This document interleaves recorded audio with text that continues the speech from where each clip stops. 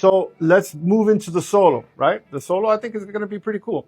So the solo goes, oh no, that's right, because I have this reversed. So let's listen to the solo. I usually have, what I meant by reverse is I usually play these tracks with the guitar removed. Now I have the guitar isolated with the vocals for timing. So let's go over the notes here.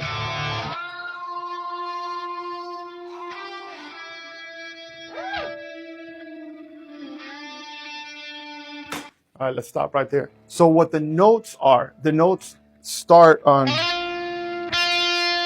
that's an F. Then we go to G. Then we go down to D. Okay, so those are the notes. You start F. I'm going to tell you why I'm telling you note first, and then we're getting it into the bends. F, G, E, then we go to D. All right, now we're going to do what's called a unison bend. A unison bend is basically where I get the note that is one whole step under the target note I'm shooting for, and I bend into it.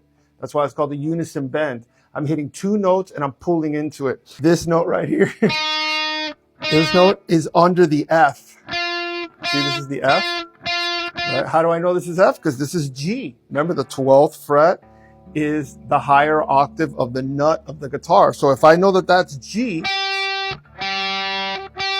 then this whole step under is an F. Right? I'm pulling into this F. So I need to get down here one whole step under it. So when I pull up, there's the F. Now at the same time, I'm hitting that F and it sounds like this. See that? That's a unison bend. This. Now I'm just following the same pattern of the notes. Okay, remember the notes were F, G, E, D.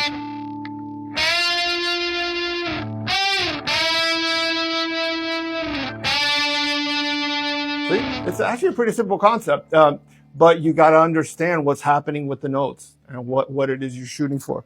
So that's why I always say, instead of getting into, oh, let's do this pattern on the 5th fret and the 4th fret, let's talk about the notes, man. All right, so that's the notes. F, G, E. Now we're going to resolve on the D. Okay, now we're going to do a walk-up. We're going to go D, E, F.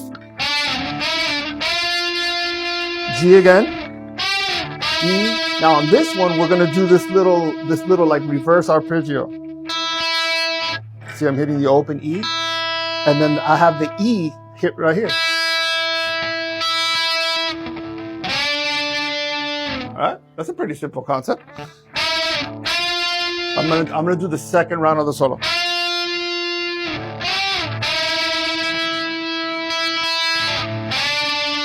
Now on this last hit of the D, what you want to do, because really the idea of using unison bends is so that you could release it and then create that dissonant tone that I talk about. In other lessons you might hear, dissonant tones are basically where you have either a major second or a minor second crashing against each other, right? Like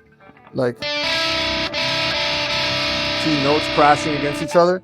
Well, when you're doing a unison bend, you have an opportunity to create that by releasing the note that you're bending. Listen. You hear it?